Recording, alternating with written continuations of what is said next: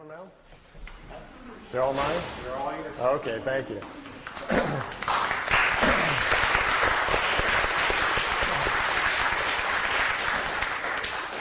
Well, it's nice to be back at Shift with all you fringe people. I kind of enjoy that. I never knew exactly what Shift stood for, so now that I know that it's fringe folks, I feel right at home.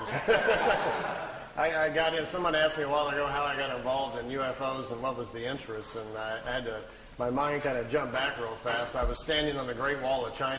So you can do a lot of things and find out a lot of information, and most importantly, you can communicate or send signals directly to creation, the creative source, which is an infinite number of spirit forms just like ourselves, who we all have evolved to the point where they know how to create and run universes, and you sometimes will get answers back.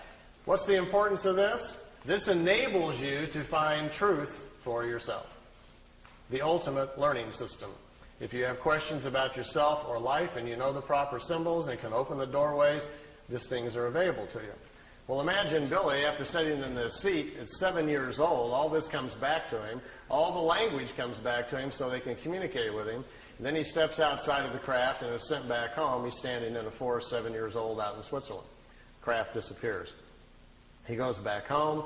For the next few years, his education continues. They challenge him to remember things that have happened to him in his past and so forth, all about himself. So he has a very interesting childhood. Now, most of us, when we're 8, 9 years old, we're working on spelling between the lines and figuring out, 4 times 3 and so forth and doing our painting projects. Billy made it through the 3rd grade. And at that point, one part of his mind was still learning math at the local school, and the other part of his mind is being crammed full of all these very high, sophisticated technical things that they want him to learn. As well as he can't sleep because at night the dream state is so serious with all the stuff that's flooding into his head that we have a very confused young boy here. So he didn't finish his education. Instead, he quit going to school. His parents weren't paying much attention, so Billy would leave the house in the morning, go out into the forest, be left alone, sit down in the forest by himself at 10 years old, go into his meditative state. The stuff would start flowing in. He got educated in the forest. Billy has not lived a life at all like the rest of us. He's never had a driver's license, never owned a car. He's really never even gone into town. He's been living out in the country his whole lifetime. Then at the age of 16, something very interesting kind of happened. On his 16th birthday, the voice he's used to hearing all the time, he thought would come in to wish him happy birthday, was getting very familiar with it. Instead, the voice changed, and it was another voice came into his head. It was a female voice that said she would take over his education, and now it was time to do some serious work. Let's leave home, the voice said. The voice told him to go to India and start studying, that they would direct him where to go. He was led out to India, to an ashram in Meiruli, India, where for the next 3 years he stayed in those areas and studied their philosophy, the different philosophies of man, went over into Tibet, crossed over there, studied with them, came back. During the 3 years, he had almost 100 contacts with these beings who started showing up in the disk, taking him aboard the crafts and moving him back and forth in time for his own education. When he was 19, he had to finally make the decision whether or not he wanted to go public, whether or not he would work with them to do this or not. Then they says, it's your decision. Now we're going to leave you alone for 11 years to get your life in order. You're a young man. Go get your wife. Go get your children started. Get your family started, and we'll be back. Well, he says, this isn't going to be real easy because I've already seen most of my life inside the craft. He says they have viewing screens that can show you the past or the future. He already knew who his wife was going to be. He already knew he was going to have 3 children. He already knew where he was going to live. He says, this isn't exactly fair. I feel like there's kind of a plan out there. I just have to kind of walk in the right steps. So he says, well, I guess I'll go to Greece where I'm supposed to go, and I'll be meeting my wife in about 14 days on the side of the road. And it happened, just like they told him. He met his Calliope. They were married on December 26th. He was 19, she was 17. They had to sneak across the border because she was underage. Made his way back into Switzerland where he went, and they had their children, and he settled down in the farm area where he was comfortable. At this point, let me show you some of the pictures and things that happened to him. I know some of you have seen many of the pictures before, but I can see on some faces you haven't. We'll go through those rather quickly and show you some because they're always kind of exciting to see some of the pictures. I've got the slide tray going, and I'm on a leash here. Maybe someone could help me start the slide projector. And I think we'll have to slide a little bit this way now, so we'll go by this gentleman. You got to come to this if you want. All right, well, let's see what happens to us here if we can get an image going here. Do we have any control over lights here? All right, light control. And let's see if we get a nice image here or where we're at.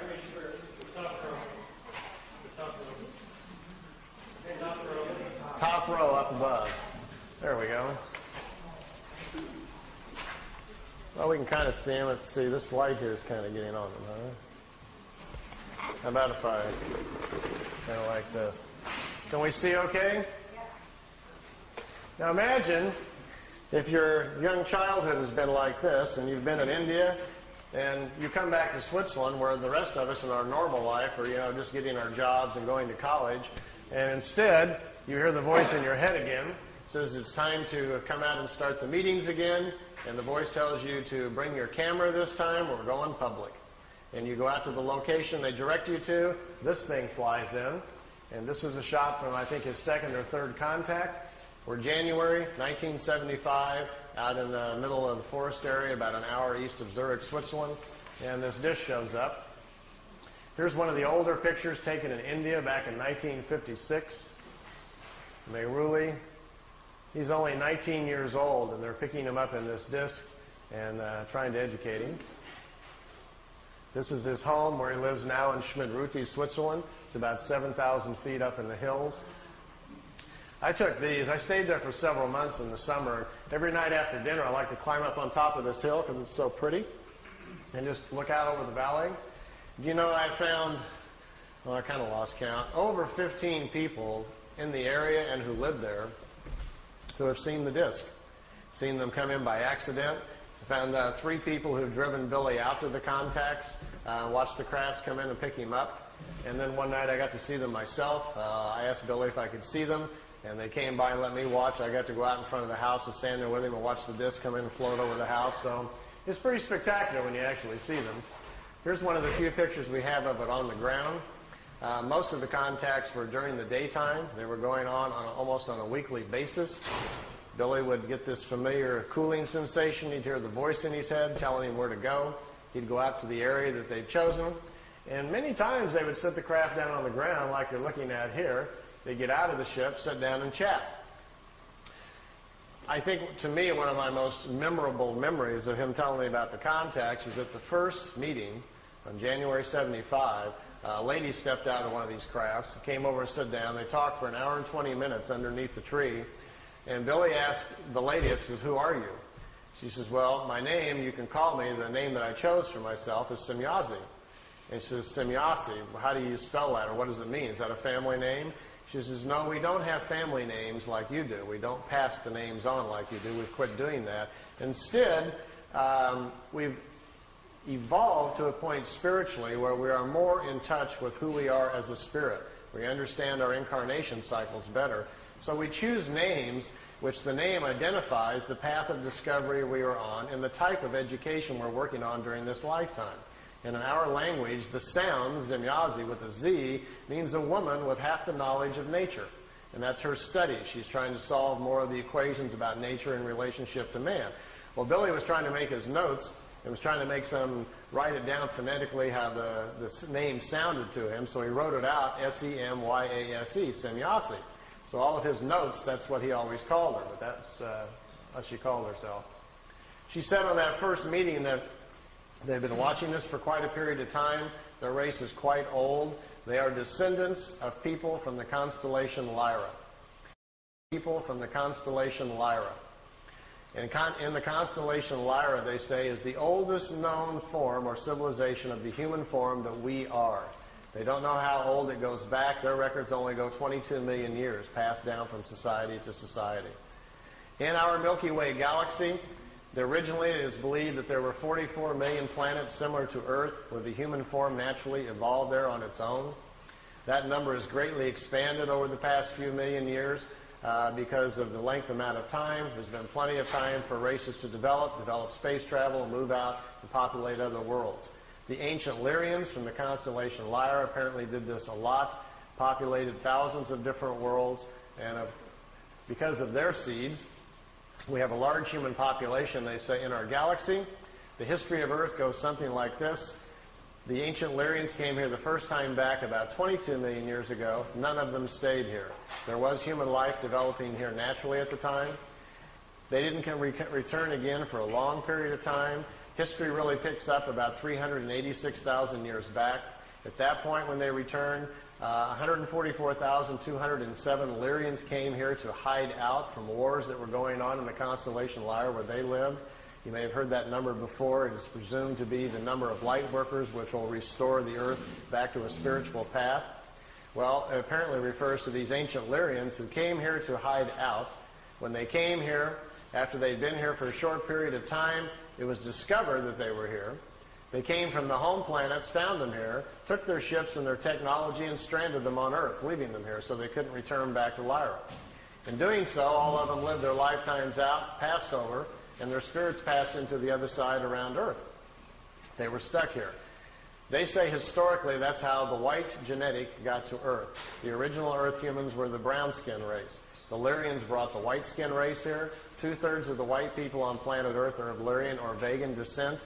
The other third of the white race they're not sure about. It comes from too many different areas. They can't figure it all out. The Asian genetic on Earth is the oldest in incarnation cycles. It's 5 to 7% older, they say, than the rest of the people here on the planet.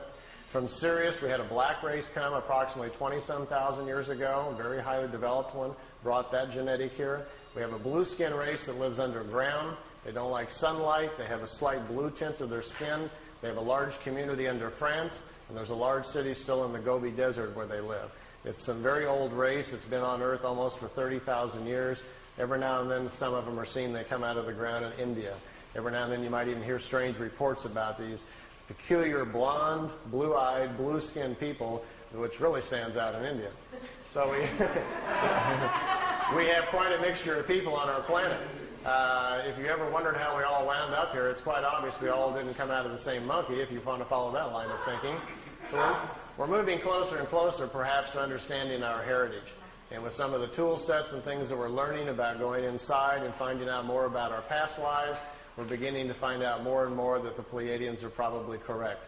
We come from a variety of different places around our galaxy, and Earth then finds itself in a very unique situation of diverse people all trying to make it on one little planet. They said normally on a planet, when they find a new planet to look into, there is one race at about the same level of evolution and one color. That is the norm. But on our planet, we've had so much interference. We now have people a very wide range of age, a very wide range of spiritual age on Earth, which makes it difficult to get along. You have a lot of very old spirits who can't get along with the young, and vice versa. Our biggest problem, they say, is overpopulation. Imagine for a moment I handed out to all of you some glasses. Remember those 3D glasses in the 3D movies? Well, imagine that I gave you something that allowed you to see spiritual energy. Suddenly you didn't see physical bodies any longer. You just saw the individual spirit. And you could also see the creational energy that made up everything around us, including the planet. So I'll pass all those glasses out to you here for a second. And as you put them on, suddenly all you will see is these little glowing images of our spiritual energy. And if, let's say, we backed out into space so we could see the planet, we would notice that around the planet Earth there are several rings. The first ring forms after the planet cools, and the very first forms of low single-cell creatures begin to form on the planet. The first ring forms. These rings are the other sides for the different levels of spiritual life that's on the planet. They continue up to 7 rings for the different life forms. After the animal kingdom, the lower orders, the insects and so forth are formed, the highest order of life, which is us, comes into existence. We are the 7th ring around the planet at the top. And they explain this to Billy because something pretty interesting is going on. Normally, in that other side, there's a balance of people on the other side. If we are in balance and living our lives correctly, there are 2/3 more people on the other side there is in physical body.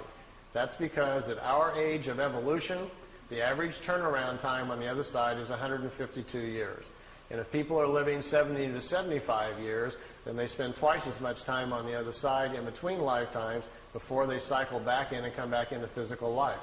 Our problem right now, we have overpopulated the planet so badly that there are too many young spirits on the other side. See, what happens is, let's say there's 5 billion people here on Earth, which there is right now, over that, and tomorrow about 50 million women become pregnant.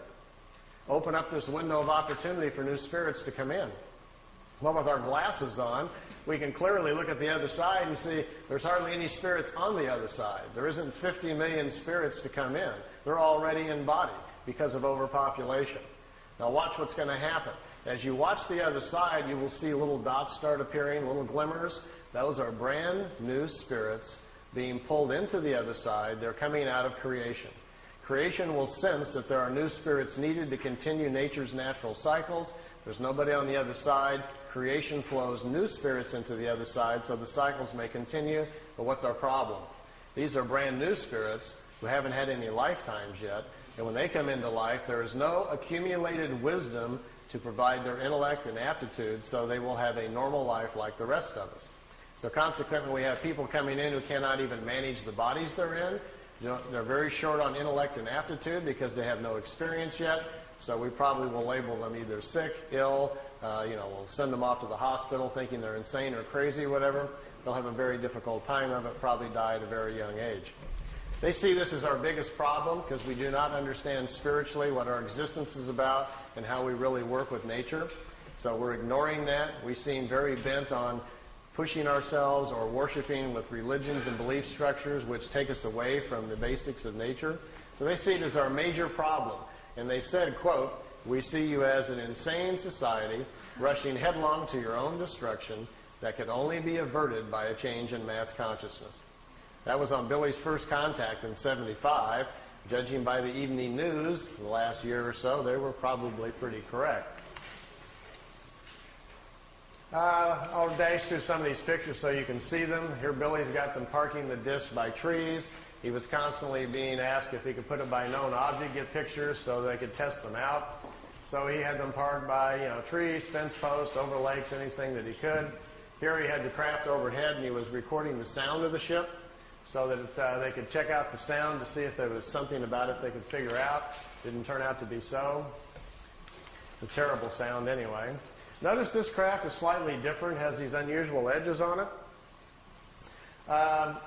If any of you have any contacts, or tonight you're driving home after listening to all of this fringe information, and you hear a voice in your head and it says, "Look out your window," and you look out the side of the car and there's driving home after listening to all of this fringe information, and you hear a voice in your head and it says, "Look out your window," and you look out the side of the car and there's a white light following you, and the voice suggests that you stop the car and get out, and you find yourself slowing down and you pull the car over the side and the voice says, "Would you like to, they'd like to meet you. Please park your car and step out." In the craft, you notice the white ball of light is coming down on the ground about 100 yards away, and it's setting down. You quickly look around. Wow, you're all alone. There's nobody out here. Should you be doing this? So you feel a little ripple go through your body. They're scanning you very quickly to see what you're like emotionally, if you're stable, if you're afraid, if you're, as they put it, tipping over in your mind. If you are, which you might be getting just a little excited because it's actually happening, they will send you another feeling to calm you down and let you know all about them, that they're friendly, that this is going to be a good experience, and suddenly you'll find yourself with all sorts of courage and so forth. Find yourself parking the car, actually getting out of the car going, "Can't believe I'm doing this. I'm actually walking out and meeting the spaceship." Craft sets down on the ground, lights go out, somebody walks out of the craft and walks towards you. As you get closer, you feel this ripple go through your body again. They're calming you down. What do we do when we meet somebody? We generally ram out our hand and shake hands, don't we? And then we shake and we get a feel of that other person, and then we check them out physically, look at their eyes and so forth. And we size each other up very quickly to see whether or not we're going to be comfortable with them. And we make a quick snap judgment about whether or not we like this person, and et cetera, et cetera. Well, they don't do that with a handshake. They do it mentally. And that last ripple they'll send through you is kind of their hello. You will know all about them. You will feel them emotionally, and it will make you feel comfortable, so there's no need for the handshake. The time they get up close, they may suggest something like, "If you're not in a big hurry to get home tonight, if you'd like to go for a ride on the craft, we can take you aboard the craft. We'll take you anywhere you want to go in the universe. We'll explain all the mysteries to you. You can sit in our little education seat like Billy did, ask any questions you want, and they will be answered. All we ask, to be allowed to listen to your thinking. We're fascinated by your thought processes. If we can listen to your thoughts, then we'd be glad to take you for a ride for 2 or 3 weeks." Now, if you agree to that, which most of you probably would, after asking them if they could block out a few thoughts that you don't want them to listen to, They say, come on aboard. You find yourself going aboard the craft. Notice if it happens to be a ship like this with the unusual edges on it. This is their more advanced ship, and it's capable of moving in time. The older ones can't do that. So your questions this way can be a lot more complicated. You might want to go back in time and watch the pyramids being built, or see if Moses really parted the Red Sea, or did the crucifixion really happen, or whatever historically might interest you. You could possibly ask these questions, and perhaps they would take you back and let you see for yourself. Well, they'd probably take you out there for 3 weeks. You'd have all these magnificent experiences. You could go to other planets, see other worlds, see other societies. Maybe even go back in time and watch yourself being born, or visit yourself when you were alive 300 years ago. You can do some rather amazing things if they would let you do them. Then they bring you back. You may notice on your chronograph watch that 3 weeks has gone by, but by now you have an understanding of time because they've educated about it, and you're not surprised if they bring you back the same moment that you left Earth time. And you get out of the ship and walk back over to your car, and your car engine's still warm. No time has passed on Earth, and you've been gone for 3 weeks. Now, you get in your car and drive home. What's the first thing you're going to do? You're going to get on the phone and call us, aren't you? You're going to call somebody. You won't believe what happened on the way home from the shift meeting tonight. I've been out here. I've seen this. I've gone here. I've seen all these amazing things. And what are we going to say? Oh, yeah, sure. All that happened right on the way home, right? You got any proof? You haven't been gone, 20 minutes, so we're not going to believe a word that you say.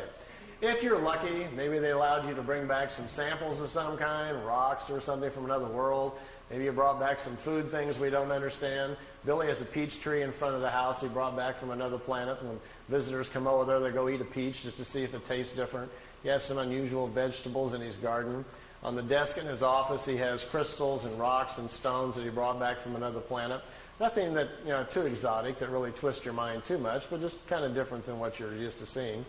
If you were real fortunate and had a camera with you, you might be able to take some pictures of some other places. That would be kind of fascinating to have a look at. So these kind of experiences don't happen too often, but if they do, and that's the ship that you see, make sure your questions are big. We want to know all about it, don't we? This is where we live. This is an artist's drawing of the Milky Way. If you flew in a craft up above the galaxy, notice out here there's a little yellow box on the bottom left there. That's where we live. That's where Earth is. By the way, the Pleiadians are only 400 light years away, which means if we got in our Honda and set the speed to 1 light year speed, if we were traveling at the speed of light, it would take theoretically 400 light years for us to get to the Pleiades. But the Pleiades are just right there in the neighborhood. It's 53,000 light years to the center of our galaxy. So we're going to have a very fast ship to get anywhere. Even to get to the Pleiades, who's got 400 years, to get there? If we have time and you're interested, the theory of the crafts, how they work, how they dematerialize them, and how the power system works. If we have a chance later, if that's somebody you want to know, I can draw that out for you and show a little bit about how they're designed, if that's something you're interested in. This is what our galaxy looks like from the side. It's a spiral galaxy, similar to most other galaxies. It's a very normal one. Here's some more of Billy's pictures of 2 regular-sized ships, and you'll notice the 2 on the top are slightly smaller. These are remote vehicles. They're in our upper atmosphere, hundreds of them all the time. When you talk to people that claim that they're having visions or ideas, or they think they're psychically connecting with the Pleiadians or the Arcturians or something like that, in most cases, it's with these little remote discs. They pick people, 20, 30,000 of them at a time, and they broadcast visions and ideas to people. They're generally never from Orion or Arcturus or Sirius or whatever like that. They find out that people are far more interested in listening if they think they're making a connection with a far-off ET than they are with a metal disc that happens to be a mile over their head. So understanding our mental capacities, these little remote discs fly around the planet quite oftenly, sending out their ideas and visions you pick up in sleep and listening to your thought patterns. They're intrigued with our thinking, they say, because they've discovered that the average person on Earth can live 75 years and spiritually only grow 6 or 7 months. They look at us as a spiritually dormant planet, that our lack of understanding about nature and how things really go make us more of a study than anything else. We are so misled, they say, by all of our belief structures and things that exist on our world. The time we survive through, our kindergarten grades, our schooling, and our early years with our parents who mislead us, not on purpose, but they do because it's how they were taught. By the time we get to be 10 years old, there's so much stuff in our head that we can hardly get life straight. Well, you all know how that works. You can't wait to get out of the house and go out, and what happens? By the time you're 30, you run off and go to an S meeting or something to figure out what's wrong with you. Then you maybe go to a psychiatrist, or you come to a fringe meeting like this, searching for answers. We're all trying to figure it out, aren't we? And usually about the time you get to about 40 or so, you kind of getting a handle on everything and figuring life out. By the time you're 50, you got it nailed, but then, you're going downhill, and gee, you wish you'd have known all this when you were 18. So our problem is we just need to live a lot longer, don't we? If you did have a craft at your disposal and they picked you up, you might want to go visit some of the other planets. Here, Billy took a picture out the window. Right here is the top of a disk right in front of him, and there's another one up here. There was 3 craft. They took him to Venus, let him take a few pictures. They took him up to Mars, let him see that. They took him up to Jupiter, let him see the red spot, and brought him back. It took 2 hours and 35 minutes for the trip. Here's another picture out the window. This is a blow-up. When the pictures were being taken back, and most of these were shot in 75 and 76, by the way. The pictures, the agencies, the CIA, and most of the intelligence community were very fascinated by this when it was going on. This is actually a computer blow-up. It's a process picture. It's been digitized back in the 70s by a CIA office in Zurich, Switzerland. They were trying to understand the propulsion systems or learn something about them from these things. And this was one of the pictures they chose. Billy really didn't get that close to the ship. It's just been enlarged and filled in. But it makes a very dramatic-looking picture. For those of you who might be slightly scientifically oriented, let me give you a crash course. See this bar right here? This is a very important factor in what makes this ship work. This craft basically doesn't produce what we would call anti-gravity. All matter is comprised of atoms. Follow me on this. It has electrons and protons. You have electrons spinning around a nucleus, right? So the concept is that anywhere you would go in our atmosphere or in the universe, anywhere you go, there are atoms or subatomic particles that have electrons. Well, as long as you've got electrons around, one of these things will work. This device actually is designed so it will swim within electrons. That's what it's doing. Here's what happens. Down at the bottom, right here in the center, we have a reactor for power. We have a rod that goes up to the center. And up here at the top, we shoot a charge, a very positive charge. And right above, where this rim is right here, the whole top of this ship, the surface area of the craft, a positive charge is shot out. And what it does, it charges the electrons that are flowing around the top of the craft, and it makes a vacuum right over the top of the craft. That's what causes it to lift up off the ground. Because down in the bottom, out in this area down here, the charge is all different. There's a negative charge put out by the reactor down here. There are 3 capacitors on the bottom, 120 degrees apart. When the capacitors fire, a negative charge goes out the bottom, but the capacitors do not work if the craft is too close to the ground. The planet itself grounds out the charge of the capacitors. So they have to lift it off the ground before they can have the capacitors charged up. So that's the purpose of the vacuum at the top. And this right across here is an interesting kind of metal which separates the positive charge from the negative charge, because the surface of the craft is highly charged by this intense field that's going on. So you have to separate the two. We have the charge at the top, slowly lifts the disc up off the ground. It gets up about 12 feet. The capacitors down at the bottom, there are 3 of them. They're in a triangle form down at the bottom, charged up. As soon as they kick in, the flow of electrons then moves down the side of the ship, gets out to the edge, and electrons have a very peculiar nature. They will not turn a corner. And when electrons get out to the edge of the right out here, they accumulate. And this accumulation, as soon as the charge gets high enough and they accumulate to a certain point, a field goes all the way around the craft, and that's what you see glowing at night if you see a disk. When the field gets up to a certain frequency, voila, we've got propulsion. The ship is then isolated within its own gravitational or magnetic field, and at that point, basically, the bottom of the ship is chasing the top of the ship, which is in a vacuum. And you've got a way to move a craft around.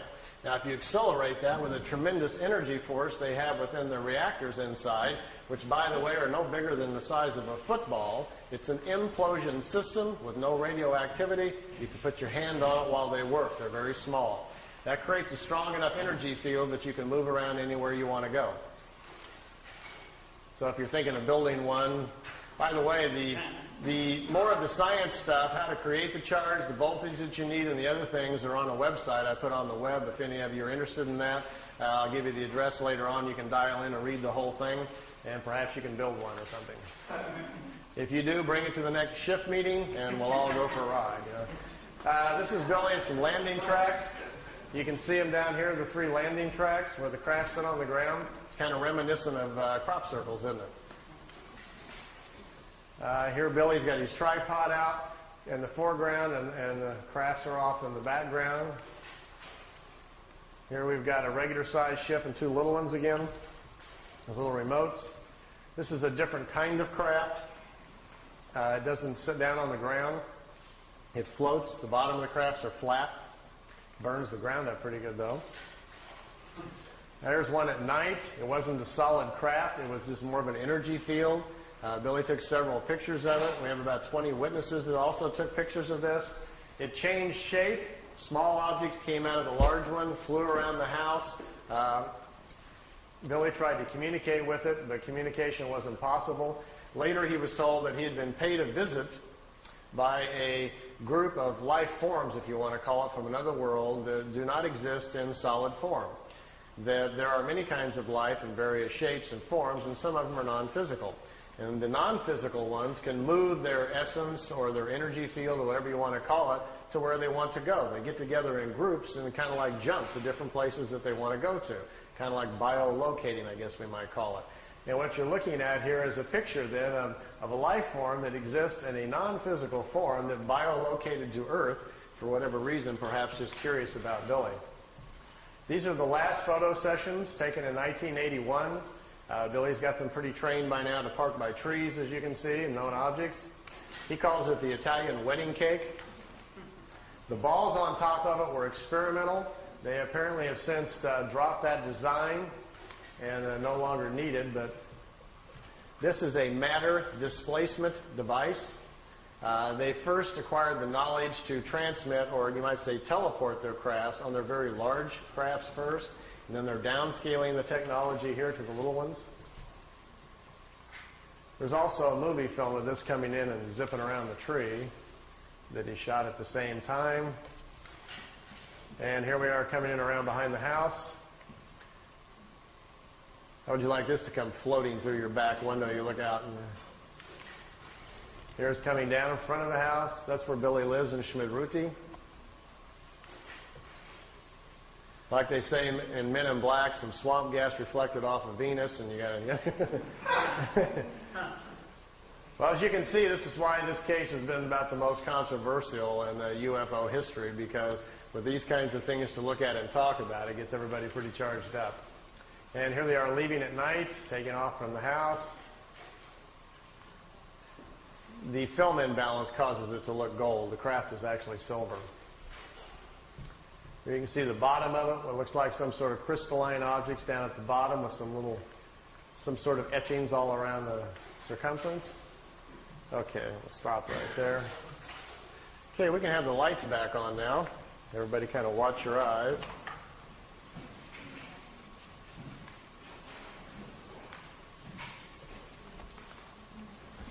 We're back. Myers contacts went on till 78, ended in October 78. The time I got there, they were pretty much all over. But I didn't go there really to see the ships. My own personal interest really was what we might be able to learn from these folks. You know, it's not going to be that far, probably in the too distant future, maybe sometime within the next 50 years, they are going to land on the White House lawn, or somebody's going to. And we're going to have open commerce with life forms from other places. We are going to meet the family man in the universe sometime. It's going to happen sometime in the future, probably when, after we've gone through some changes and grown up a little bit and got more responsible as a planet, somebody will probably decide, okay, it's time perhaps to make connection with us. These Pleiadians, anyway, say they're not quite ready to do that and think we're really several hundred years away from that before they are interested in any kind of open commerce. And I asked Billy, I said, do that and think we're really several hundred years away from that before they are interested in any kind of open commerce. And I asked Billy, I says, why is that? He says, well, evolution comes into play here. They're a lot older than we are. They're still physical. They still have children like we do. They still have to eat, but not very much. They only sleep perhaps an hour or two out of each 24-day cycle. They don't eat prepared meals any longer. They've extended their lifespan now up to about 1,000 years. So they're living in a much different kind of society, as well as the main difference, he says, is their mental. He says talking to them is like interrupting a monk in the middle of meditation or something. And then you find out the monk has an IQ of 1,000. You don't even know what to say to this person.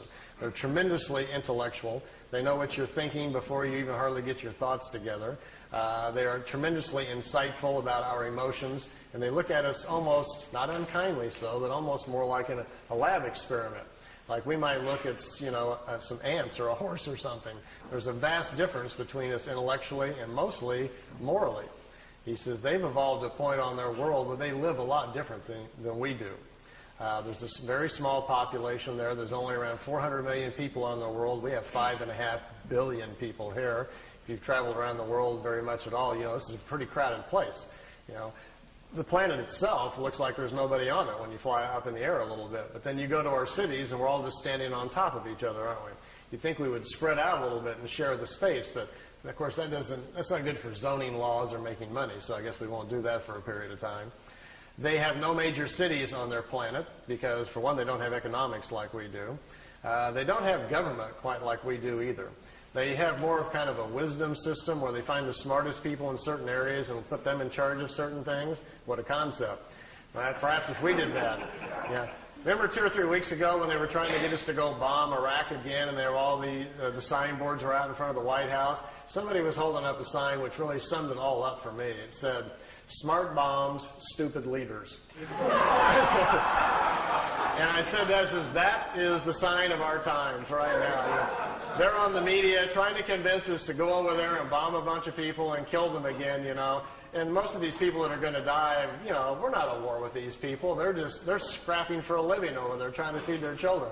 So that's where we are at as a country. We have smart bombs but stupid leaders. So we obviously have to make a few changes here. On their planet, for instance, if you have a Department of Agriculture, we would all get together and find our 10 smartest people about agriculture, and we would put them over here in a building, call it Smart Guys About Agriculture, and we would ask them questions.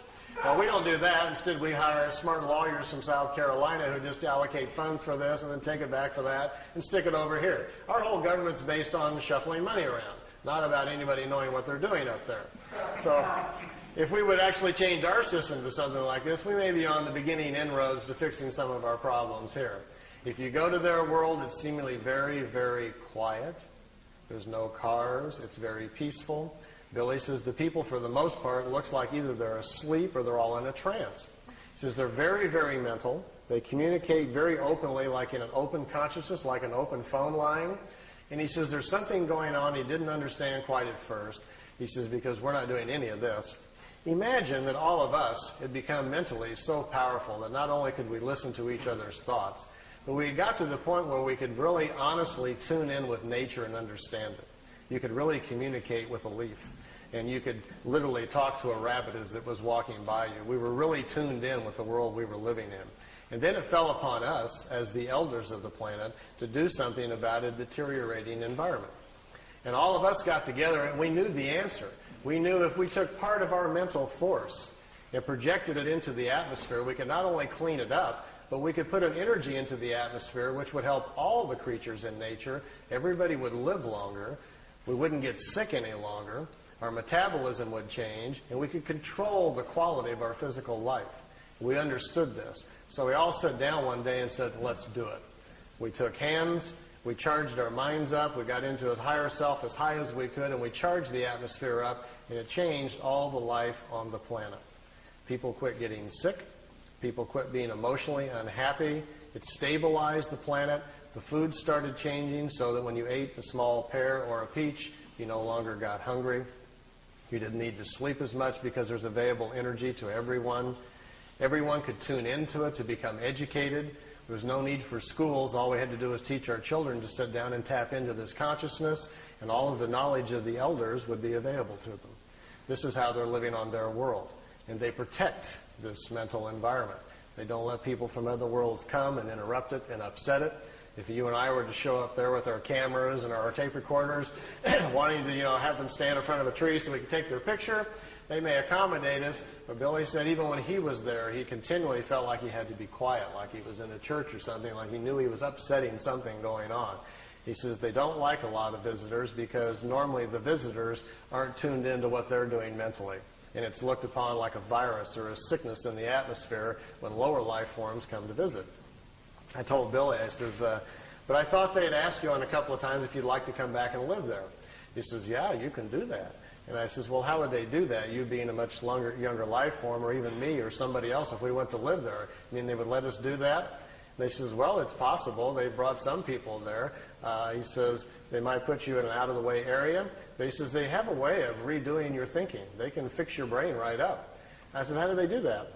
And he says, oh, it's a thing that happens, and he talks, his English isn't very good. He says, before you're born, when you're inside your mother, he says, between the 8th and the 15th week is when your spirit sends the information to the mother about who's coming in from the other side.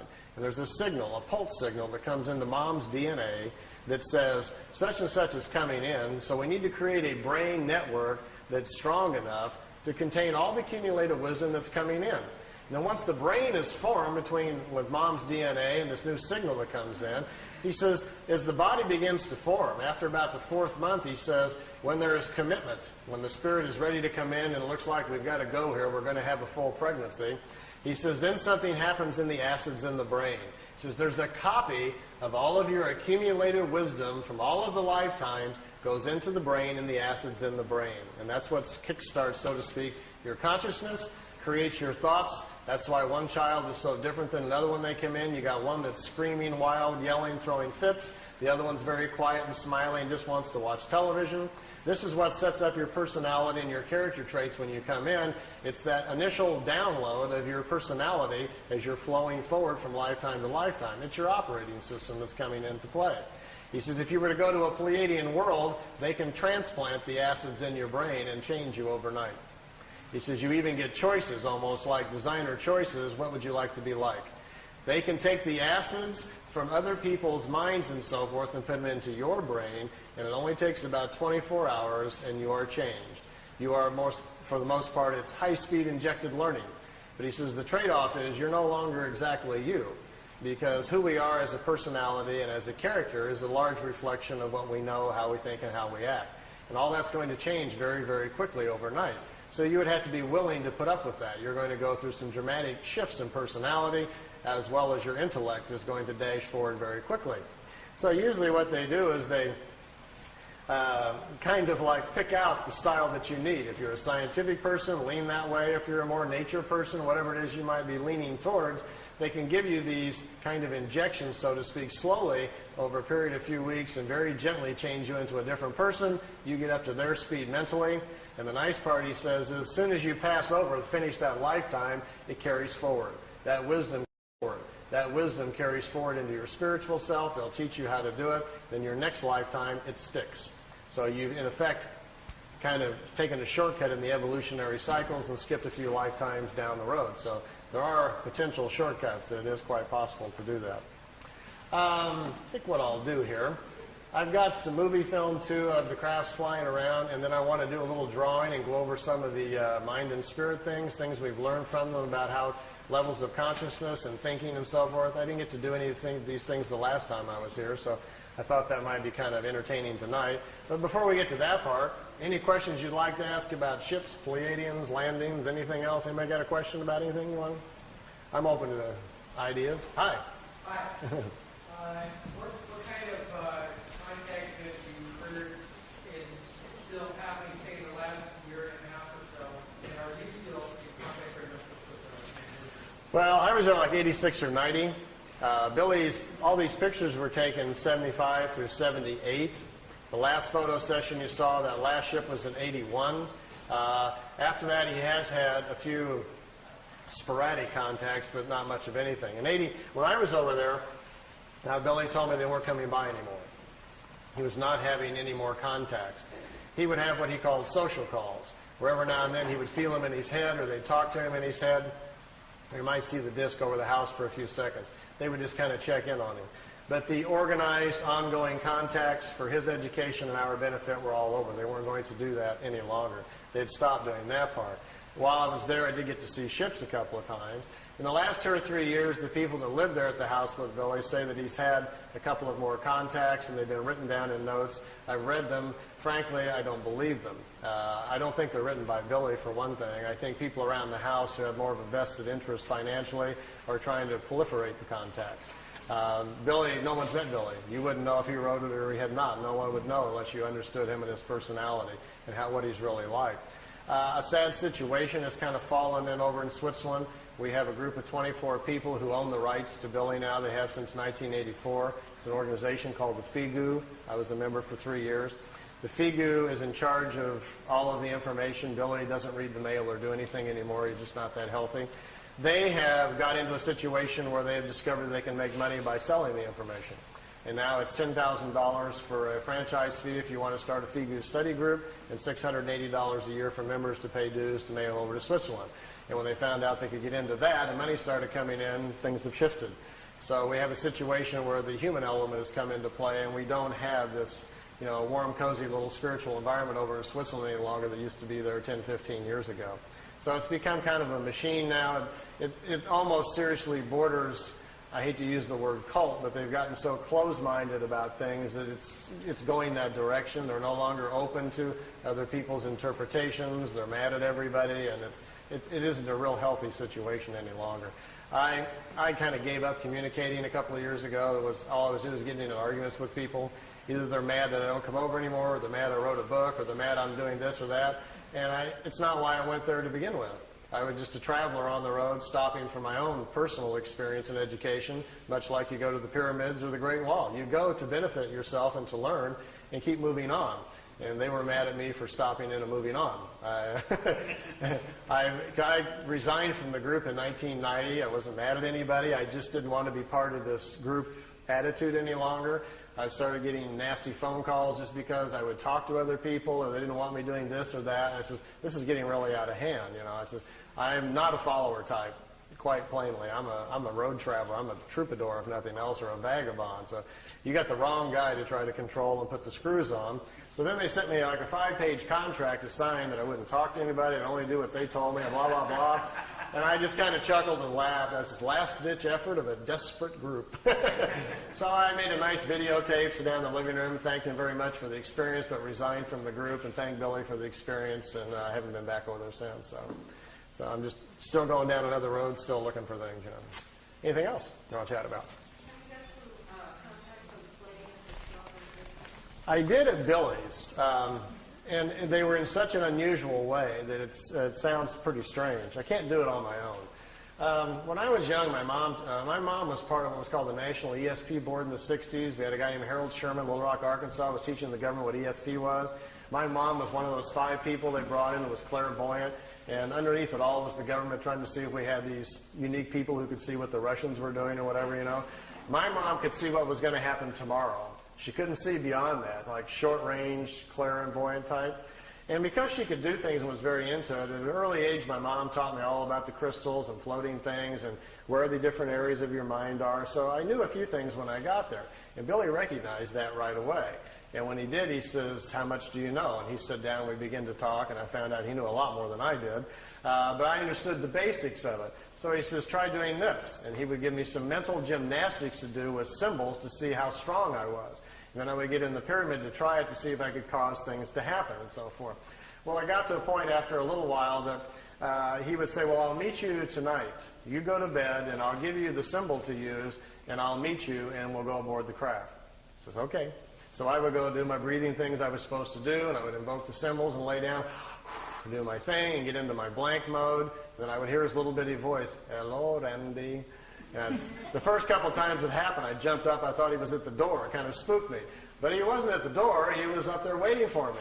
Billy gets out of his body as easily as you and I walk out the front door. He gets out of his body, and then he came to get me.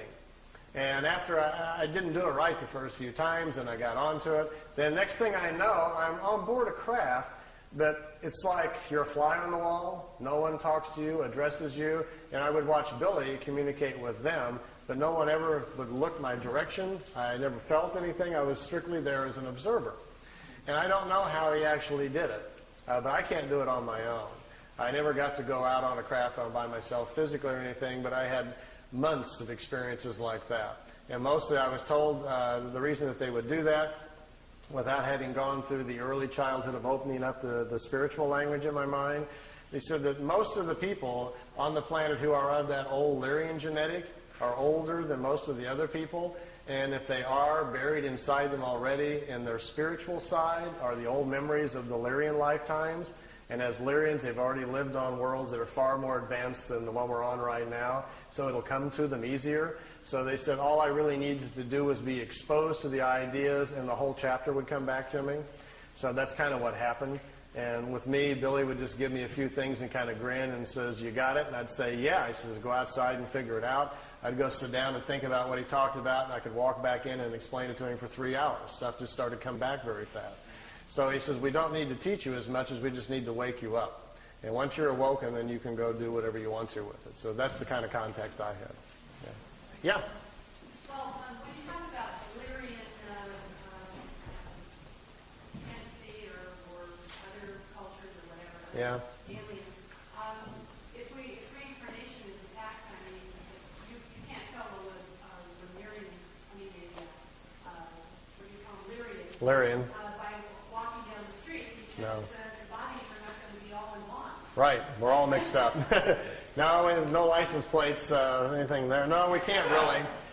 For the most part, the ancient Lyrians, when they first came here, stood out quite a bit. They were 7 to 9 meters tall. They came from different worlds with different atmospheric pressures, so they'd be easily spotted.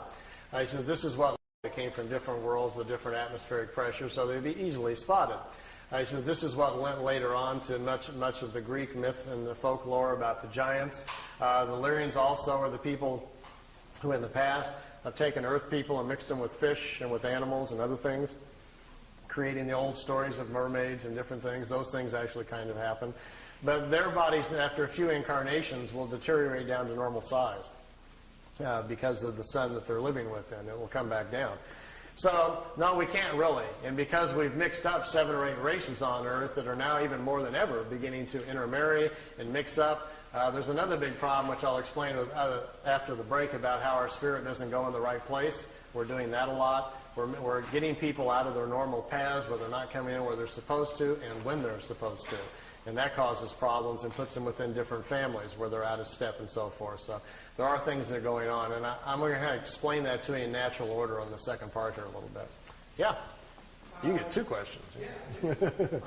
Hopping the Atlantic, what's your current feeling on the Florida connections that you've reported a little bit on the past? And if you're still in contact with it or feel good about those connections in Florida, has there been any kind of mental communications that have come through? He's referring to a case I looked into in Miami, Florida a couple of years ago. There was a fellow that came forward, said he was having contacts with the Pleiadians, and had some pretty good pictures. Some of the pictures were good. Some of the others looked very homemade. The pictures that I liked, I listened to his story and put a video out called The Miami Contacts, and as things will go sometimes in life, made a little error there. Tape had only been out about 6 months when I discovered that 3 of the pictures at the end were fakes, and that the craft that was supposed to be flying along beside him down the freeway wasn't a craft at all. Instead, it was a blimp from Virgin Lightships in Orlando, Florida. So I kind of stepped in it there. So when I found that out, I confronted him with it, and things didn't go well from there. They went downhill even more. As I found out, the person who helped him put together the videotape he supplied me came forward and said, well, we cut out the strings on the other part and did video effects. Those were fake. As it came down, it looks more and more like the gentleman had 1 or 2 contacts, the early pictures, which I liked to begin with, and I don't think they ever came back. And after that, I think he's taken, like some people will do, to manufacturing them for personal gain or for personal, recognition or whatever. And since I've gotten to that point where I just told him, left it kind of open, says I would love to examine your case more if you can supply, genuine negatives and so forth and proofs that we need to really look at the case. But at this point, it looks to me like you're just manufacturing things and make it up, so I'm not wasting any more money on it until, whatever. So I've just kind of left it open, and nothing's happened for the last year or so. Yeah? Yeah, I used to get into making pyramids years ago. I've done some rather good sizes. I had a 3/4 inch copper plumbing pipe, followed many books on it. That pyramid phenomenon No pipes over there. The size of the plans or what they actually did? The pyramid itself, you can't stand up in it. It's probably this high, and it's solid copper. There's no tubes. It's a solid copper frame. Really, the solid ones are the only thing that really work. The tube ones are very, very mild, and the effect is not very strong. But the dimensions are same as the Great Pyramid, the standard pyramid geometry. It's a four-sided pyramid, just like the Giza pyramid. The top of it, though, has a little device on it. It's an accelerator that accelerates the mind waves. So when you meditate stronger and deeper, quicker. So you're out of time within seconds. You don't know where you're at, and you're not allowed in it unless you have the buddy system. Somebody has to watch you go in, and the timer's put on, and they watch you. I wasn't that good, but a couple of the people there at the center float when they get in. After about 10 minutes, their bodies get to such a high state, they start twisting, and they're just turning around in the air. And they have to be on a timer to bring them back down. They watch their bodies so they don't fall on their head and things like that. But some of them are quite astute at it, much like the people in the East are at it. The accelerator is no longer there. It was taken from Billy. The Pleiadians took it back. They made it for him and provided it. They took the accelerator back, so it's no longer on the pyramid. But this pyramid's solid copper. But it's all the walls has like little windows and Yeah, you go underneath. It's copper, right? Yeah. Yeah, you crawl underneath, and you come up inside of the pyramid and sit down on your little pad and get into position so your head's 2/3 of the way up, the critical spot there where the waves come in. The function of a solid pyramid is to block out the world. See, all of us are broadcasting all the time with our minds, but we're not used to listening to other people's thoughts. Instead, our fields protect us from that so we don't hear it. So my point is that we are living amongst everybody else's broadcast, and plus all the stuff that's in the air all the time, from radios and TV and everything else that's in the air. But you're just not consciously aware that your mind has to defend itself from all these field energies, as well as properties that are moving in the universe. The function of a solid copper pyramid, once you get in, and the reason it's copper, that's the best defense against other kinds of field energies. So you're isolated more, and that's what you're after. By becoming more isolated, your mind then no longer has to defend or protect itself, so to speak, from outside influences, and then can better do its own work. That's the concept. And then if you have an accelerator, you're no longer, not only are you not protecting yourself, you're turning up the volume on your own mind, so you just move forward on the evolutionary scale about 1,000 years there, or 1,000 lifetimes very quickly, by suddenly being isolated, having your own field intensified. So there's a whole process Billy puts the people in the group through to learn clarity of thought, power of observation, to see things clearly. He doesn't let anybody in the pyramid who emotionally is out of balance, is prone to fears, anxieties. You have to learn to control all that before you're even allowed in it. So it's a whole system of mind and thought, which I'll go over with you a little bit on the next section. And once that's obtained, then you're allowed to use the pyramid, and then who knows where you're going to go from there. So, yeah. No, I never floated around. I'm not that good. But yeah, over here.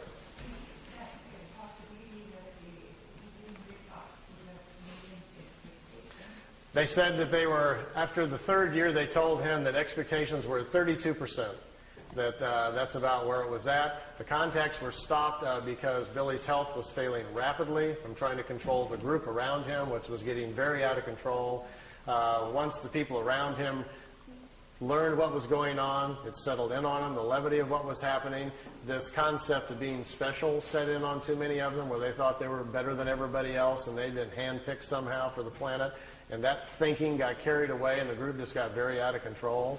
And at that point, they says, we stop at this point. It no longer serves our interest.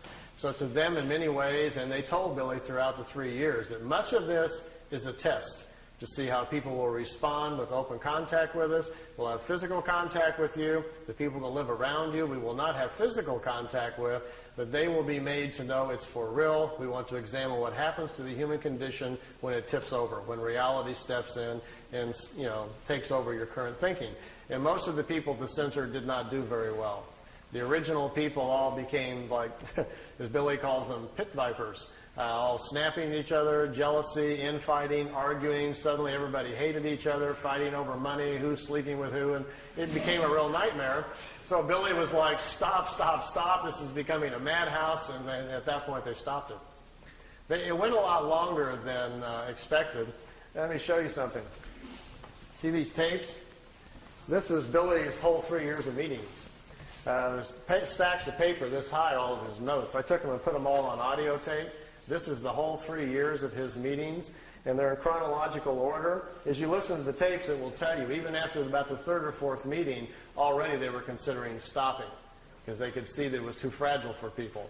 It says, we can only take this so far. So they decided to kind of test it out. And all along, all throughout the contacts, they were always very concerned about that. In almost every meeting, they would discuss someone living at the house, how they were thinking. This person is dreaming incorrectly, becoming very fearful. This person is becoming overwhelmed with their... Every meeting, they would discuss someone living at the house, how they were thinking. This person is dreaming incorrectly, becoming very fearful. This person is becoming overwhelmed with their ego, and they're starting to get jealous. This person is trying to make the other one look bad. They were studying everybody's human condition. And so to them, it became kind of like a laboratory thing, and Billy was kind of like sitting in the middle.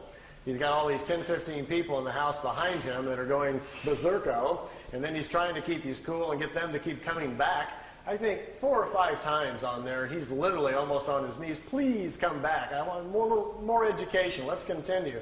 And they kept saying, like, that's enough. It's time to stop. And at the end, the last contact in October 78, they put him under what they called a probation for a year. If everybody could get themselves together and calm down, they would start them again. But it got worse. Instead, people just went nuts around the house, and Billy says no more, so they didn't come back anymore. Yeah. Those 3 volumes that Wendell Stevens put out, early translations, how complete or accurate? Wendell Stevens was the original investigator on the case. That's how I found out about it. The notes, Billy's notes, the 1,800 pages of all of his typewritten notes, Wendell has a set and I have a set. And Wendell made the messages from the Pleiades books out of those. Wendell didn't change anything. What Wendell did was leave things out that he didn't think people were really ready to hear, and most of that was pretty much all the spiritual stuff. Wendell's not comfortable with that. You must remember that Wendell's more of a nuts and bolts, chase the UFO picture kind of guy. So it was his decision just to leave a lot of that out of the books. But from what I've read in him, Wendell didn't make any effort, neither did I, to try to change anything. And we just figured, let the marbles fall wherever they do. My book, The Pleiadian Mission, is a little different. I actually went to Switzerland because Wendell and Lee wouldn't give me all the notes. And so when I was traveling on my next trip, I said, I'll just go to Switzerland and get them myself. So when I did, I was interested in all the stuff that wasn't in the Messages books. Of course, the Messages books weren't all out yet at that point. So what's in mine is pretty much, most of the book is 67%, 60 to 70%, mostly the spiritual stuff, which is what I was particularly interested in.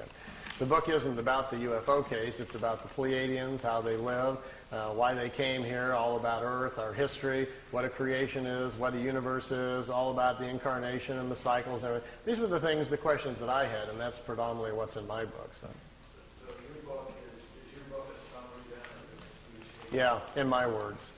Yeah.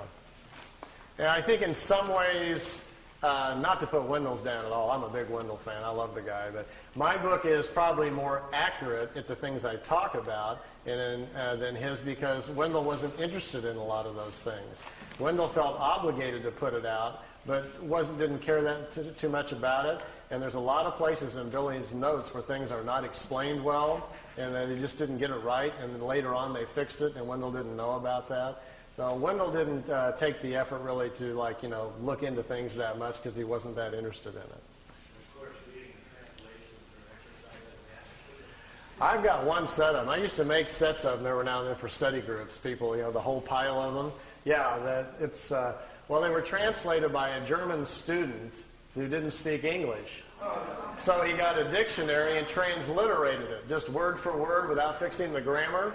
So it's as you read it, after you read the first few pages, that you're about getting a headache trying to figure out where the adjectives are. Why isn't the adjective over here? And we don't speak that way.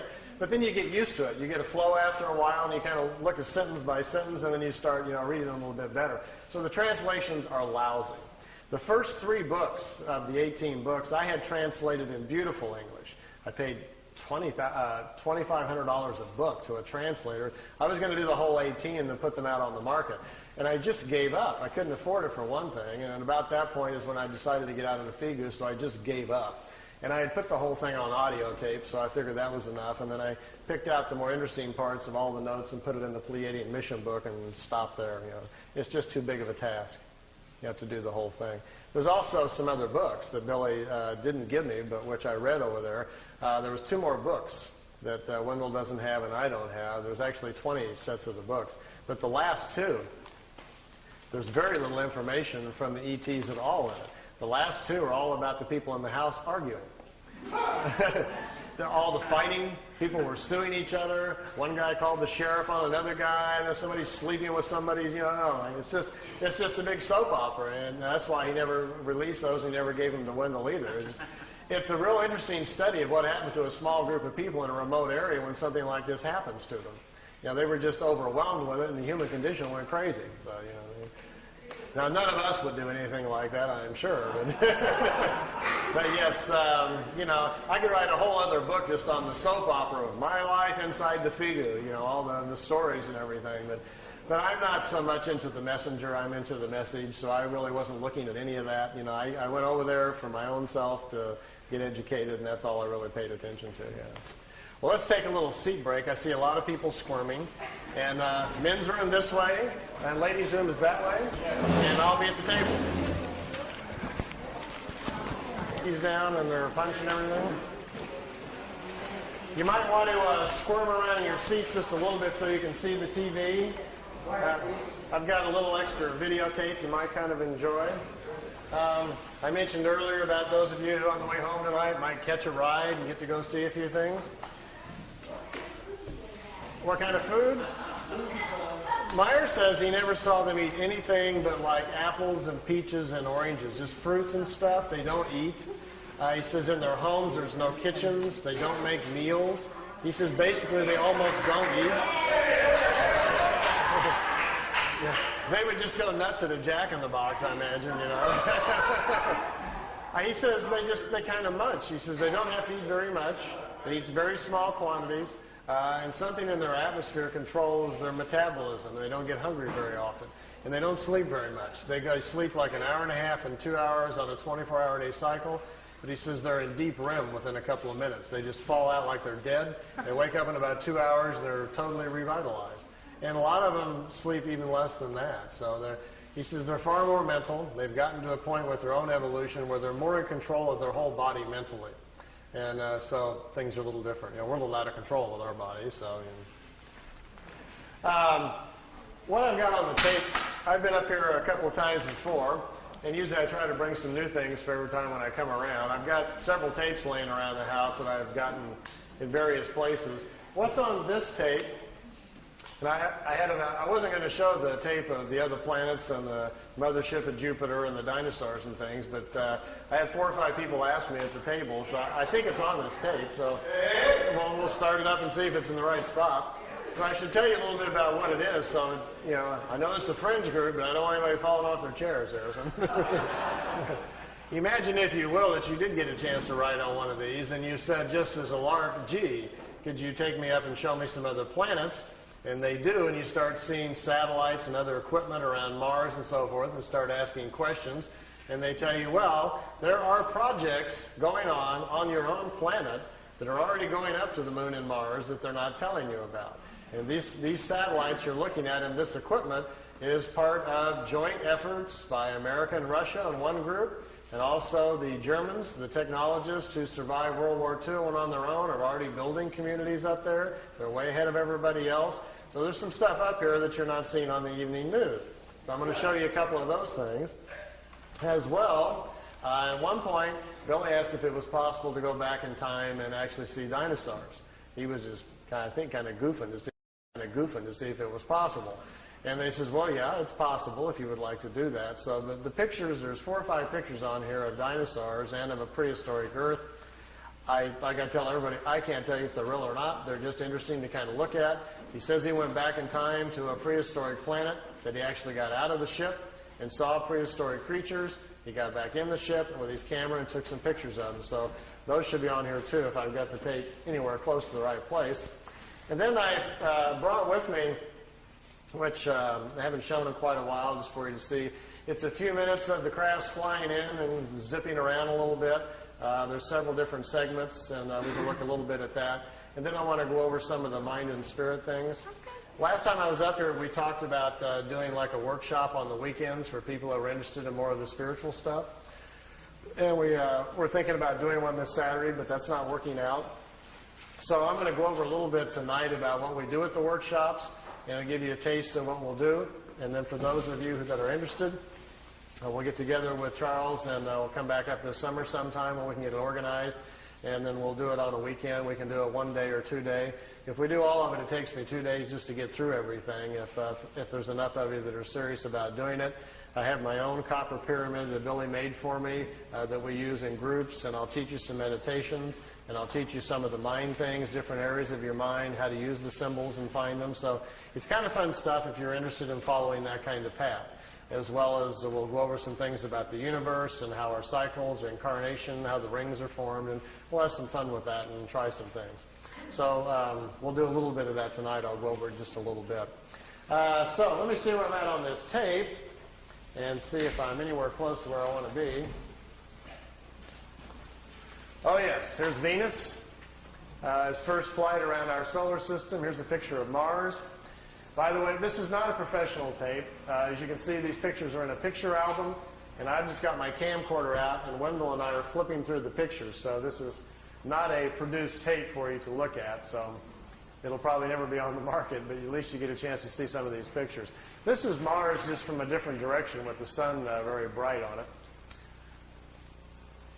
Now, here is Mars, but here's one of these satellites. It's in orbit around Mars, made on Earth, unannounced, and is in orbit. This is the spring of 1976, and this device is in orbit around Mars. I don't know exactly who made it or who put it up there. Here's another one. This is Mars again, and here's the light panels, solar panels, and the satellite equipment in orbit around Mars again. This is a different one. This is a dust storm on Mars. Billy wanted to get close and try to take pictures of artifacts. You've all heard about some of the Sidonoplasma on Mars, about the face on Mars that Richard Hoagland and other people have been looking into. Billy published a paper back in the 70s talking about that. There was a race of people lived on Mars. They had a terrible catastrophe about 186,000 years back. At the time, there was about 40 million people killed on Mars, and they're all gone now, of course. So there were societies there, and we will find quite a few remains of their civilization once we get up there. Here he's on board one of their large motherships. This is the side or the edge of a saucer that was parked inside as he was walking by it. Here's Jupiter. Here's the mothership in orbit. They're flying into it to go aboard. It was 17 miles high and about 10 miles in diameter. He spent 3 days on it. They went to different places in our galaxy to show him around. This was the craft that was right in front of him as they were flying into it. He took a picture of that one. Here, again, is back at Mars. These aren't in any particular order. Here's another object in orbit around Mars, and look, here's an American flag on it. So there's a couple of things that they've put up there that the military's put up that we don't know about. This is a picture of Billy in a suit. He's on a prehistoric planet to see the dinosaurs. He's got a breathing apparatus on. This is a Pleiadian man, and they've stepped outside of the ship so he can see the animal life on this prehistoric world. Got his picture taken, too. That's pretty good. This jumps back here to, remember the Apollo-Soyuz hookup, us and the Russians back in 76? Billy asked him if he could go up and watch it. They said, okay. They took him up. There's several pictures here of the Apollo-Soyuz hooking up with Earth in the background. Some of the wildest pictures he's got. I mean, just look at the vantage point. The planet's in the background. How else would you get this picture unless you were up there at that particular vantage point? Not a lot of people have that in their photo albums, you know. You can imagine that people at NASA would crack up, you know, if you... They'd probably find it a little hard to believe at first, but they don't have pictures like this. Here it is when it's just hooked up. There's Earth in the background, and here's the two capsules coming together. This is the top of the mothership. There's windows, but there was nobody in the windows as they came into it. We really missed out here. Billy shot, he said, 3 or 4 rolls of film inside the mothership, talking to people and going up and down the halls and so forth. He lost all of the pictures. They were all stolen from him. We've only got 2 or 3 of them left, and they're really practically nothing. This is a prehistoric Earth. They're back in time. That's Earth in the background. That's a moon in front of Earth, and he's looking over the surface of another moon. At that point, they told him there were 2 moons in orbit around planet Earth. We think we're about 60 million years back. Here's another picture over the surface.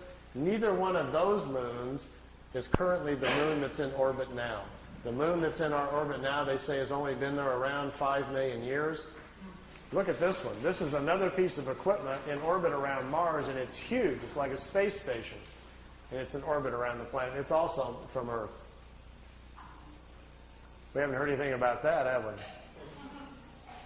Here's the dinosaur pictures. Billy's back inside the ship, and there's a viewing screen in the craft, and he says he's taking these pictures. Here's our first dino.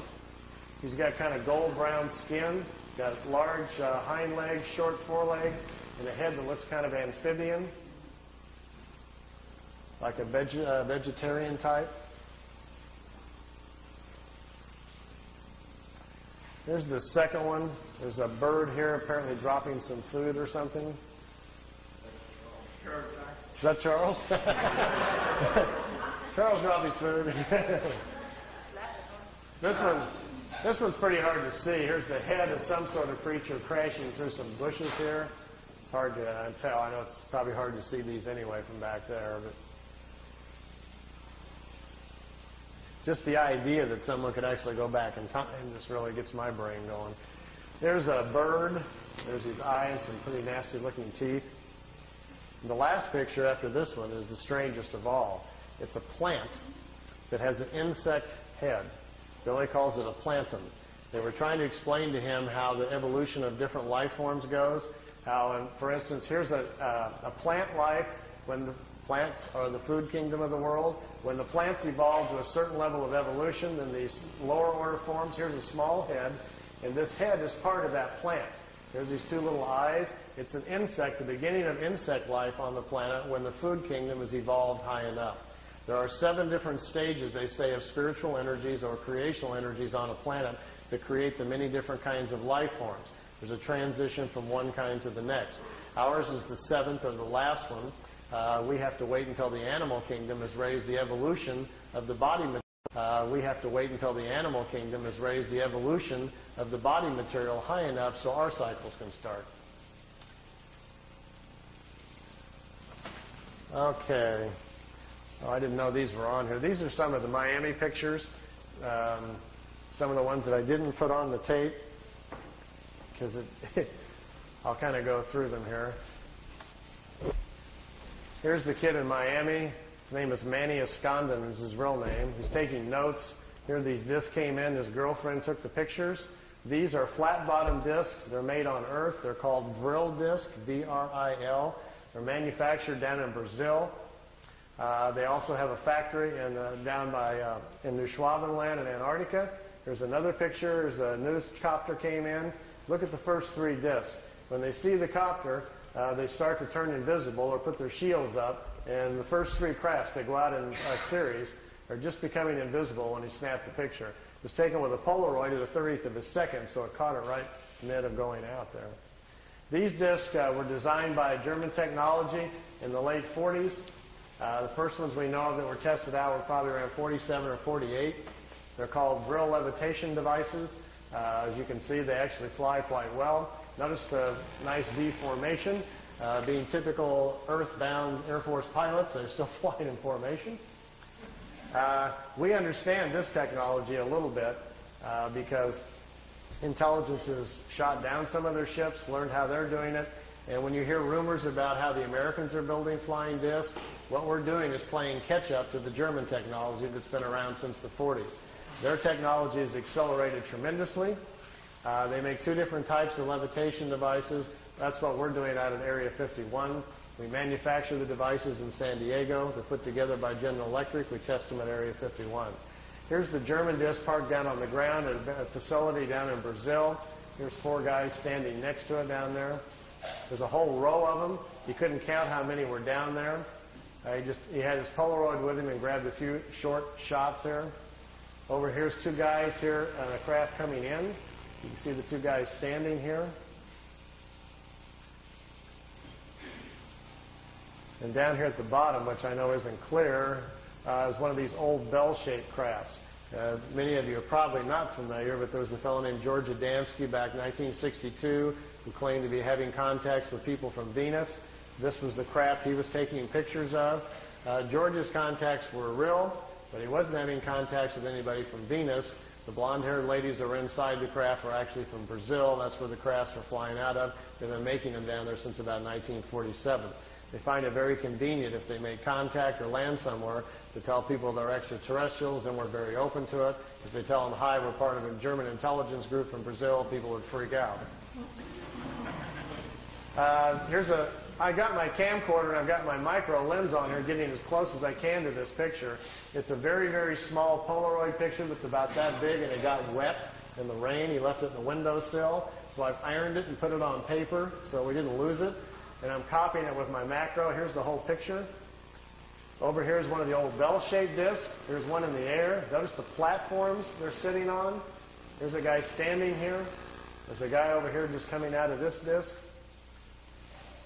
I'm trying to get real close to the bottom of it here so we can see what they're like. This is an area, if you look on a map, I've got a little videotape over there if you're interested in learning more about this information, called Space Cities. I've narrowed it down to about within a 200-mile range where this facility is at and what they're doing down there. Here's the guy standing there. The discs sit down on the platforms. Remember earlier I was telling you about how the condensers charge out the bottom? They have to charge the field up. If you get too close to the Earth, the charge dissipates because it's grounded. These metal platforms, they sit them down on the platforms. Then they can keep the ship charged up. And if they need to take back off right away, they can. They don't have to wait for the ship to charge back up. The platforms charge them up for them, so they can lift right back off. If they would set it down without the platform on the tripod legs, they got to go through the process again of charging the capacitors up, which takes 3 to 4 minutes. So if they're in a hurry to get away, they're in big trouble. These old bell-shaped discs actually have 3 Mercedes-Benz truck engines in them, driving the magnetic field. This was their first design that they made. This was the first ones that the Germans built. These craft here were under consideration, and they were working on them in the end of World War II. When you hear about Hitler's secret weapon at the World War II, if you go back and look at the newspapers, that's what he was talking about. They were in hopes they would get these things up and working, and they would still have a chance then to win the war. Fortunately for all of us, they did not, or we'd all be speaking German today. Interesting side effect, too, once they finally did get them up and working, they made lousy war weapons because the field around them prevents you from dropping bombs or anything out of them. It ignites the bombs. So it took them a while. They don't even have weapons on them for a while, and then they had to come up with other kinds of devices. This was the first pictures I saw from the kid in Florida of his German contacts, and to my knowledge, I still think they're his best and perhaps his only contacts. I think he probably had a couple of contacts from these people. They came, they took him for a ride, it looks like on 1 or 2 occasions, and then perhaps they never came back. So we found this situation on several people around the planet, so it's not an uncommon situation.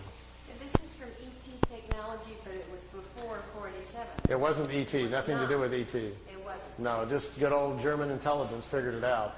I can tell you where they got it. It's kind of a long story, but basically it came from German people who had traveled to India to study the concept of the Vril, the energy of the universe, and they were trying to figure out how to levitate their own bodies to move in time. And they came back and they explained it to people what they were doing in India, how they were trying to travel in time. And some German engineers tried to build a machine to travel in time, but when they turned the thing on and lifted up off the floor instead, they didn't time travel, but it floated. And they stumbled onto the idea of how to make what's called a Vril levitation device. We think they did that probably the first time and sometime probably around 25 or 27. And then the concept laid around in private circles for a while and then became a potential thing during the war and then really didn't happen until after the war. These are Billy's pictures, some of his early movie footage. We got a car going down the highway over here, and the trees blowing in the foreground here, and here's the disc. They're trying to show him, just allowing him to take some movie film of the craft. This is a few minutes long, so if you want to ask any other questions, feel free while it's running here. I'll just kind of let it run. You can see they float. The field around the craft that supports it, The ship is kind of in its own self-contained environment, so it floats on the gravitational wave, much like a boat on water. And when they blink out, what is the technology there? They really don't go anywhere. They figured out how to make them invisible to our eyesight by controlling the frequency of the field around the disk. It's just a trick. They set the field up to a certain frequency. It bends reflected light. We can't see it. You and I don't see direct light. We see reflected light. Sun bounces off of me, goes to your eyeball, and you see me. This is a demo right here, I think, where it blinks out. If I put a very strong magnet, for instance, between you and I, right here to interfere, you keep turning it up, eventually the magnet will attract the photons that make the light and bend them, and they'll go the other direction, and you couldn't see me, but they can see me over there. But you wouldn't be able to. So that's the basic theory we think they're doing. They've just figured out how to cloak themselves by bending light and causing our eyes not to see it, because they don't go anywhere. They were clear to Billy that the craft is still there. If you're inside the ship, you can still look outside and see everybody else, but they can't see you. And yet we can see objects beyond them. And yet we can see objects beyond them. Yeah. Yeah, they're blinked out, and it'll come back on in a second. Blinks There's in. a Japanese documentary which showed this thing blinking out, and then it showed frame by frame. It showed a green light emanation just before it blinked out. Well, this is from that documentary. That's where it came from, yeah. Billy shot 9 sections of movie film and gave them to Junichi Yaoi in Japan, and they put together called Beam Ship, the movie footage. Originally it was called, a film came out in Japan called Contact, and then the Contact bombed at the box office. Nobody showed up to watch it. And they previewed it in Kansas City about 1982 or something like that, and people booed the movie. They didn't believe it at all, so they took it off. And so then it came out on videotape like 7, 8 years later, and all this footage was on it. You know. Nobody was too interested in looking at it. See how the craft just kind of floats? Let me move on down because there's several on here. And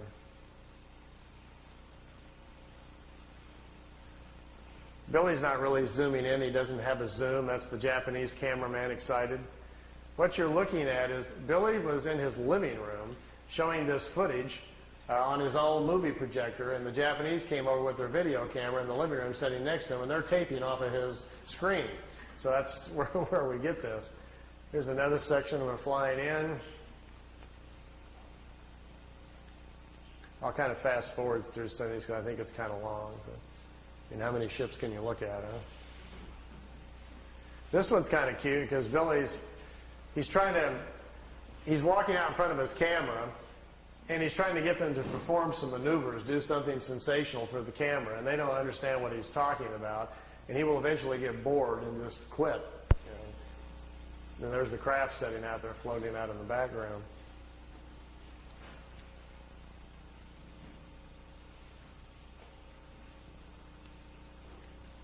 But the best ones are still to come. Let me move on down the road here a little bit.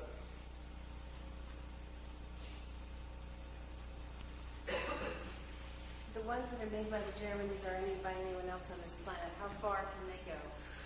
We're not sure. We think the Germans have pretty much solved the whole problem. From what we understand, they are able even now to, they're going to other worlds. We don't know the distance with which they can go. We don't know for sure whether or not they figured out how to be interdimensional or not. The ones that we're building are very beginning stages things where the crafts are still taking off with rockets. They get up in the air, they turn the drive on, and then the craft then operates from there. They're not taking off and landing with the drive units. We're a little behind in the technology here. Here's 3 of them out there floating around.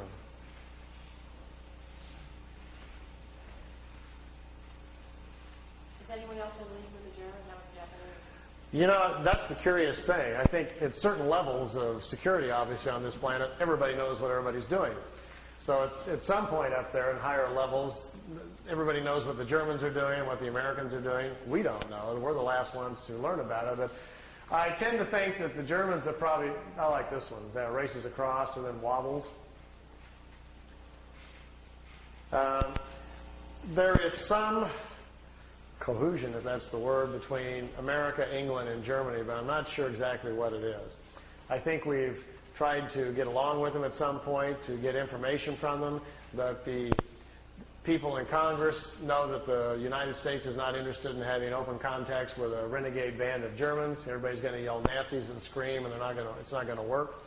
Are we dealing with the Nazis? Apparently not. After the war, they were very fragmented, separated, and went their different ways. The group that's building these discs apparently are the ones in Brazil, and the other factories over in Tibet apparently have gone off planet, met ETs, and become very spiritual-oriented on their own quest and don't hang out with the others any longer. So it's not really very clear, but I think in the future that's what's going to unfold, what we're going to find out, what's been going on the last 40 years here on our own planet.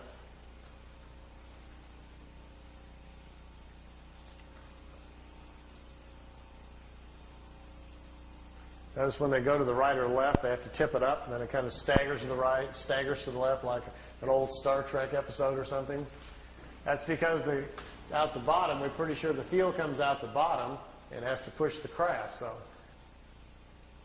it kind of slides to the left in an awkward manner. They're not really designed for slow speeds or idling, you know. So they can go really fast against the... They're not very good at slow speeds. But this thing about traveling beyond light speed to convert it into like spiritual thought energy? Lights, please. One more thought on that, and then we'll kind of get off the engineering here. You obviously can't go that fast. We already know there's something called the mass speed correlation theory, where we cannot accelerate any matter beyond a certain point and it implodes upon itself. That we already know. So even if I had a ship here today, we all got aboard for the price of admission tonight, we're going for a ride. We went out and got in the ship and got inside of it and punched the button to say, go to, where do you want to go? Let's go to the Pleiadians and say hi to the folks. Well, we couldn't fly there in the ship. It would take, even if we had the speed of light, and we'd be going 400 years to get there, so we don't have that much time. So they have obviously come up with some methods to move the craft much faster. I've had a couple of talks with independent engineers that are designing things, for JPL and NASA and what their theories about it, just to see if they were thinking along the same lines at all. I says, how are you ever going to accelerate anything that fast? He says, well, you're not. What you're going to have to do is make it interdimensional. You're going to have to change it from a physical form to a non-physical form so it can move at the speed of subatomic particles. And when we do that, we're not sure what's going to happen. That's kind of what they're doing. They dematerialize the craft. It's converted into a non-material state that contains its own map or programming. And then when it's in a non-material state, it's no longer in reality, in the three-dimensional world. And once it's not there, it steps out into what scientists generally call hyperspace, which is another reality where material matter doesn't exist. And there, time is different. A single second in the timeless is equal to millions of years in reality. So you can benefit from that, like stepping into the fast lane. And then, if you have correctly included your mapping and parameters within your non-material state on where to go, you can zip up and down the universe then in hyperspace in a non-material form, going wherever you want, and the clock is standing still. They said the idea of folding space isn't real. It's a clever thought, but that's not really how you do it. Space is not being bent or folded. You're just changing your own essence to do this. So then you go to where you want to go, and the real trick is to be able to put yourself back together and stay within the same time frame. Because here's the clue. Once the craft is in a non-material state in this hyperspace, if the particles that you are now existing in slow down, you come back in time. You'll re-enter in the past. If you accelerate the particles relative to the speed at which they started with, you move forward in time. And think about this. If a single second is equal to millions of years in reality, it would take very little of a change for you to slip off millions of years. Get lost real good. They said that the universe is literally full of beginning time travelers learning these concepts. That these secrets are very closely guarded because to understand them also begins to unlock the matrix of the universe and gives you access to knowledges which is very, very dangerous. So they don't teach anybody this stuff. They say they guard it very closely. It's too dangerous. They being ETs. Yeah. It's not healthy to learn, and they say until people earn their own responsibility with it. Okay, I got a little drawing board here.